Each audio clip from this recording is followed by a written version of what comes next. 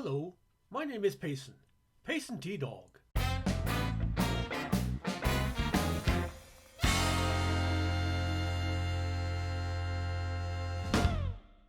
As the so-called dominant species, man has often made media about themselves. But there's another species on this planet that has been with them ever since they first came out of the caves and started going around fires. The dog. So I think it's time we had a look at the noble canine and the role they played in aiding human society. So here's a list of 10 very good dogs. In 1925, the community of Nome, Alaska was in danger from an outbreak of a terrible disease called diphtheria. The only means of getting the antitoxin to them to help the people, especially the children, was by plane, but the weather was so bad the planes couldn't fly. Therefore, a supply was transported via train from Anchorage, Alaska, and then transported by dog sled over several days. Balto was the leader of one of the final dog sled teams, and his noble sacrifice against terrible weather and dangers enabled the children of Nome to survive. A statue in honor of the sacrifice of him and the other dogs was placed in Central Park in New York City, and in 1995, a somewhat dubious film based loosely upon the events was released. For braving great dangers of weather and other creatures, and saving the lives of innocent children, Balto is a very good dog. First appearing in 1969 in the television program ScoobyDoo, Where Are You?, ScoobyDoo is a Great Dane, often seen in the company of his owner Norville Shaggy Rogers. He loves food, running away, and food. He shares his companion's love for disguise, and well, most often, when forced to act as bait for an interminable trap for the numerous monsters they encounter, will attempt to feign illness. When in the crunch, he is always very brave and very strong. Whereas numerous other members of the family have appeared throughout the various iterations of the program, like his cousin Scooby-Dum and his interminably annoying nephew Scrappy, Scooby remains the iconic Great Dane, and has proven himself to be good, noble, and kind, as well as having a tremendous appetite, throughout all these years. Scooby-Doo, you are a very good dog. Ace the Bat Hound first appeared in Batman #92, July 1955. He was the property of an engraver named John Walker. Bruce Wayne found him and placed a number of wanted posters, so when he needed Ace's help to track down the counterfeiters who had kidnapped his master and Robin, he adopted a bat-like cowl, as well as a bat symbol collar, to disguise the dog's true identity. Like you do.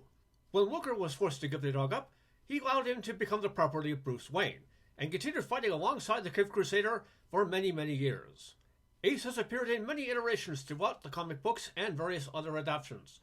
Whether he's helping Batman track down some counterfeiters, sniffing out a trail, or helping Terry McGinnis as a new Batman battle criminals in the future, Ace is a very good dog.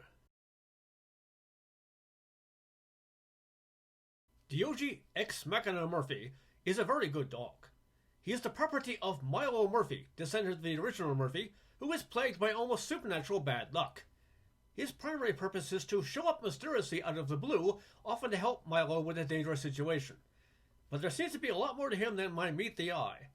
He is extremely resourceful, at one point even figuring out how to get to a distant island to protect Milo and his friends from a tidal wave, and if he has not yet become a member of ALCA, the organization without a cool acronym that employs animals, he is certainly a prime candidate.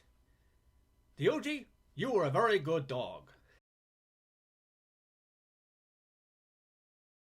Snowy is the companion of Tintin, a young Belgian man who works as a reporter and explorer.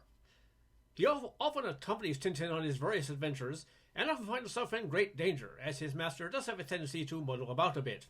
Snowy is fiercely loyal, doing his best to help his master by delivering messages, and despite his small size as a white fox terrier, defend him from any and all dangers. He can think for himself, and often has a rather sarcastic view of the problems his master finds himself getting into, but is still extremely loyal. Snowy, you are a very good dog. Buck originally lived in California, but he was sold as a sled dog and sent out to the Yukon during the early gold rush.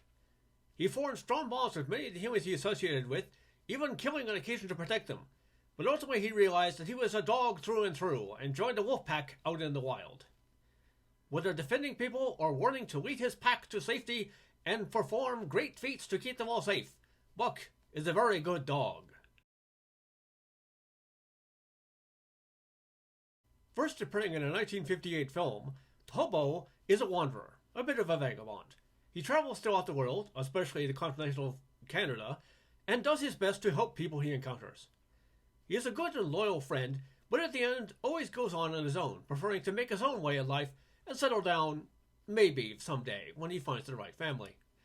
Whether he's helping rescue people from a forest fire or helping a young man prove his father's innocent of a murder, Hobo is a very good dog. Lassie first appeared in 1940 in a short story that was adapted into a novel called Lassie Come Home. She is extremely loyal and will do her best to protect her family from danger.